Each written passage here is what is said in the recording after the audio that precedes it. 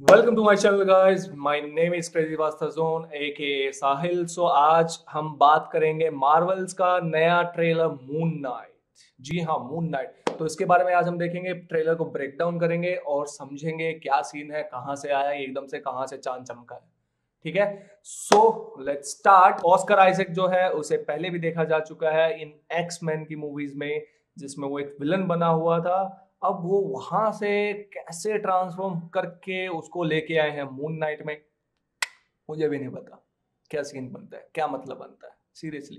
और कौन था वो एक्समैन मूवी में, अभी दिखाता हूँ। जी हाँ, यही थे वो चाचा जी। देख लीजिए इनको ध्यान से, यही थे वो एक्समैन मूवी में। आई थिंक बहुत पढ़ लिया तुमने चाचा जी के बारे में। अब आगे बढ़ते हैं अपनी मेन मोटिव की तरफ। इस ट्रेलर के बारे में बात करते हैं। चलो स्टार्ट करते हैं पहला शॉट।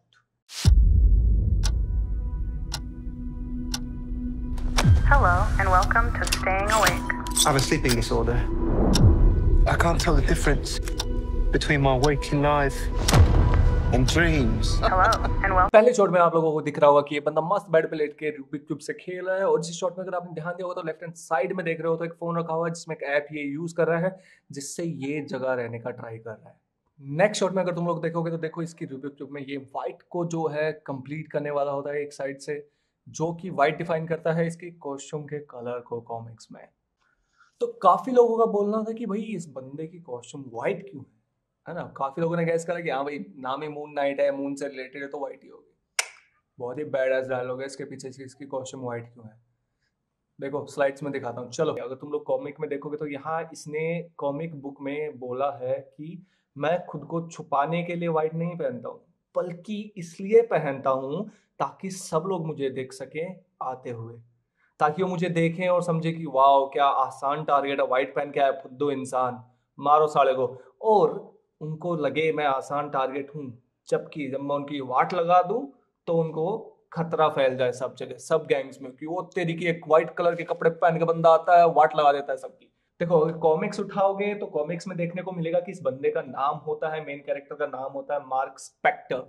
तो मार्क स्पेक्टर जो होता है एक सोल्जर होता है, एक तगड़ा ही सोल्जर होता है, किसके जैसा होता है, इंडियाना जोन्स जैसा बंदा होता है। ठीक है, तो ये क्या होता है, ये जो होता है एक इजिप्शियन मून गॉड होता है, कोन्सू, कोन्सू नाम होता है। ठीक है, वो उसे पोजेस कर देता है और वहां से बनता है मून नाइट।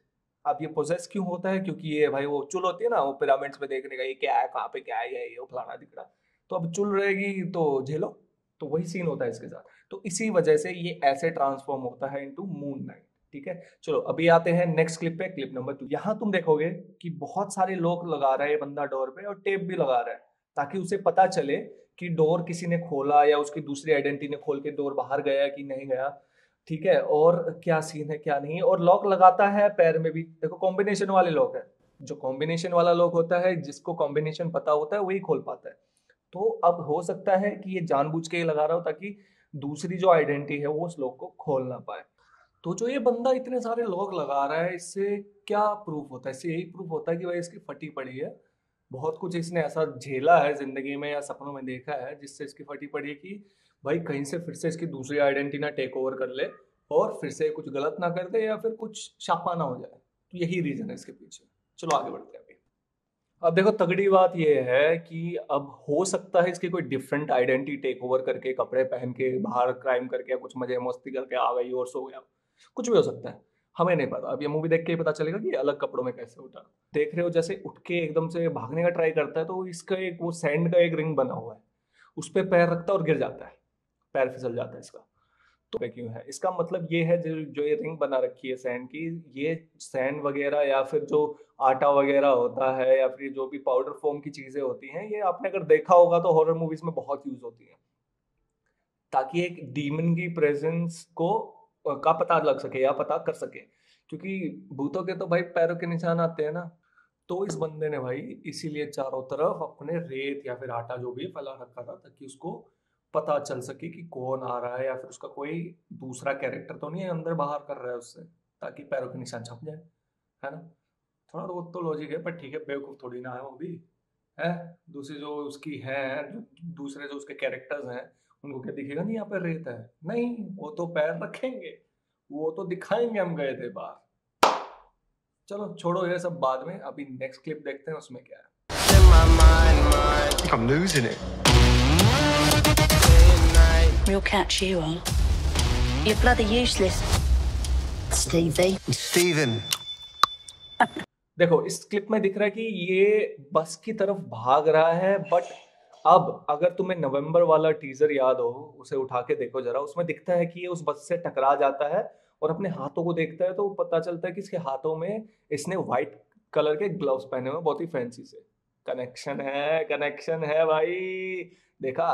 तो यही कनेक्शन है।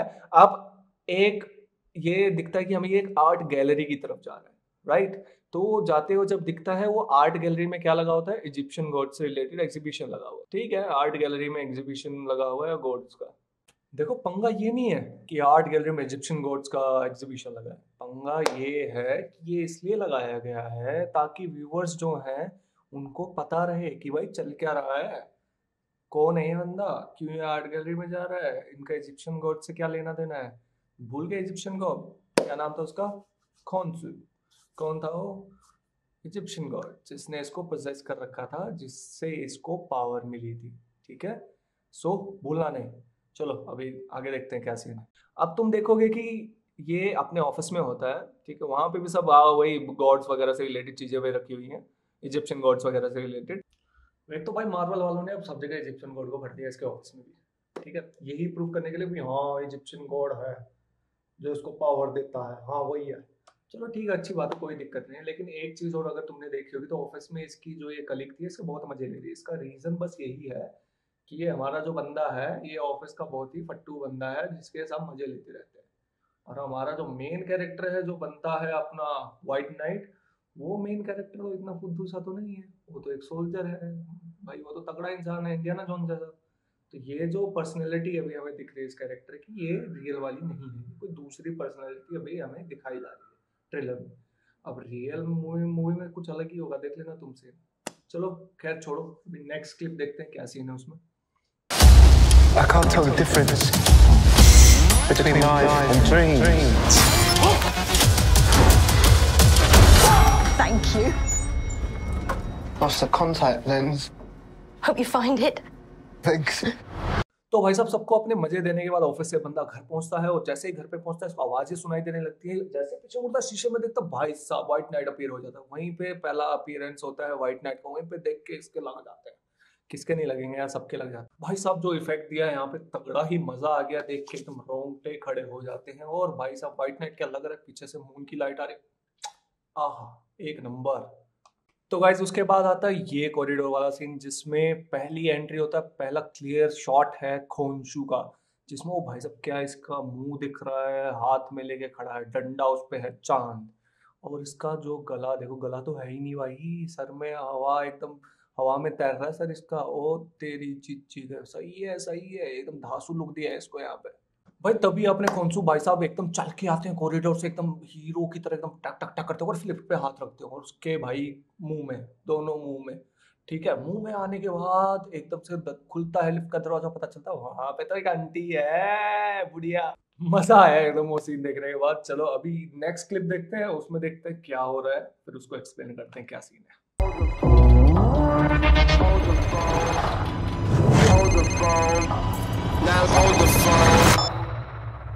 Yeah. Oh my god, you're alive. What's wrong with you, Mark? Why did you call me Mark?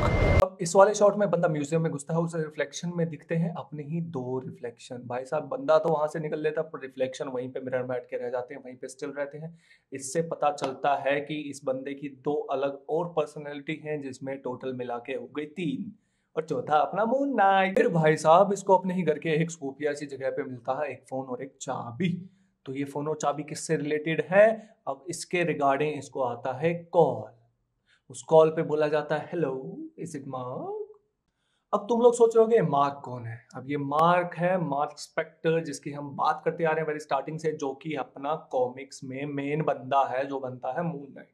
तो इतनी पर्सनैलिटी है इस बंदे की, तो ये मार्क का भी तो नाम आना ही था ना भाई। अभी तक मैं वही सोच रहा था कि मेन कैरेक्टर के बारे में बातें क्यों नहीं हो रही, अब हो रही है, समझ गए? चलो अब देखते हैं next clip. It must be very difficult. The voice in your head. chaos in you.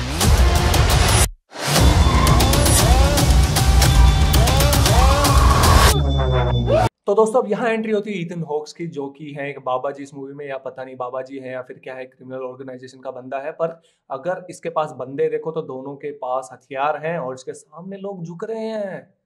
हाँ झुक रहे हैं, नहीं नहीं उस तरीके वाले नहीं झुक रहे हैं, सामने झुक रहे हैं, मतलब ऐसे नी डाउन करके सामने ऐसे माथा सामने रख रहे हैं, वो मंदिर वगैरह में झुकते हैं वो वाला नहीं, गलत में ले जाओ, ठीक है। तो इसके सामने लोग झुक रहे हैं, इसके दोनों तरफ बंदे खड़े हुए हैं, अगर ध्यान से देखोगे तो जिनके हाथों में हथियार हैं, गोलियां चलाने के लिए तैयार हैं। और अब ऐसी सिक्योरिटी या तो बाबा जी के पास होती है और या फिर होती है किसके पास, एक क्रिमिनल ऑर्गेनाइजेशन का जो ओनर होता है उसके पास। अब बाबा जी के बारे में देखो ज्यादा बातें करेंगे नहीं हम यहाँ पे, बाबा जी के अगर बारे में बातें करने लग गए तो पंगा हो सकता है, तो इसको यहीं तक सीमित रखते हैं। अभी आगे देखते हैं क्या सीन है। अगर तुम यहाँ पे देखोगे तो एक ट्रक भी खड़ा हुआ है लेफ्ट हैंड साइड में, जिसका यूज हमारे महाराज जी ने किया है वो रोड पे भागते हुए। अगर तुम इस क्लिप में देख पा रहे हो कैसे ये ओहो ट्रक लेके भाग रहा है पहाड़ियों में और इसके पीछे लगे हुए हैं बंदे। तभी इसका ध्यान जाता है कि ओ तेरी की तेरी तो विंडशील्ड टूटी हुई है, तेरे हाथ में तो बंदूक है। तो इसकी फटके हो जाती है 4 यहीं पे। इसको कुछ समझ में नहीं आता है क्या हो रहा है क्या नहीं हो रहा है इसके साथ। इतने में ही दिखता है एक बंदा पीछे ट्रक से नीचे गिरते हुए गाड़ियों के सामने। और अगर गाड़ियों को ध्यान से देखोगे तो उसमें गाड़ियों में पता कौन बंदे हैं, वही बाबा जी के चेले, बेटे चेले। तो अब इन चेले जो इसका पीछा कर रहे हैं, इसका हमें मूवी में पता चलेगा क्यों पीछा कर रहे हैं। लेकिन हमने टीजर में एक चीज देखी थी, चेलों को ये पीट पिटा के भागा था यहाँ से, ये सेम वैन लेके। अब लास्ट वाला सीन आता है जिसमें ये हवा में गिर रहा होता है ऊपर से नीचे स्लो मोशन में। अब देखो है तो ये हीरो मूवी का, चाहे ये फुद्दू हो या हीरो हो, अब गिर रहा है तो मरेगा तो नहीं, इतना तुम्हें भी पता है मुझे भी पता है। क्या होने वाला है ये मैं बता सकता हूँ। मेरे को ऐसा लगता है बीच हवा में ही ये बंदा कन्वर्ट हो जाएगा मून नाइट। ये और एकदम से हो गई मार्वल वाली एंट्री, सुपर हीरो एंट्री भैया, तोड़ फोड़ वाली, एकदम सीधा जमीन पे घुटना टेकने वाली, देख लेना। और हम लोग वहां बैठे होंगे हॉल में और हम लोग बजा रहे होंगे तालियां इस बात पे। यही होना है, देख लेना। हाँ हाँ पता है मुझे, मैंने कुछ सीन छोड़ दिए हैं इस वाले क्लिप से, वो इसलिए क्योंकि सारे क्लिप लेके बैठ गया ना भाई, कोई देखेगा ही नहीं पूरी वीडियो, आधा 1 घंटे की वीडियो बन जाएगी। चलो नेक्स्ट क्लिप देखते हैं।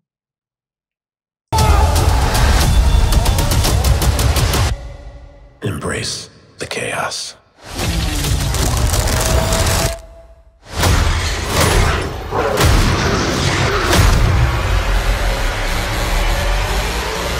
तो जैसे ही ये नेक्स्ट शॉट स्टार्ट होता है, इसमें हमें दिखती हैं इजिप्ट की पहाड़ियाँ। जी हाँ, इजिप्ट की पहाड़ियाँ मतलब इजिप्ट के पिरामिड्स। उन पिरामिड्स का क्या लेना देना है इससे हमें पता ही है। इजिप्ट तो आएगा ही भाई, आना ही है। इजिप्शियन गॉड आया तो इजिप्ट भी तो आएगा, समझ नहीं रहे हो। फिर होती है एंट्री अपने हीरो की।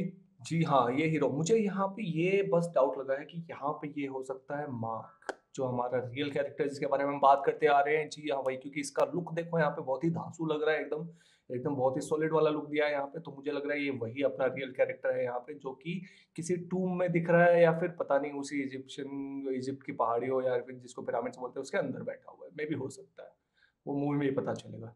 चलो आगे देखते हैं।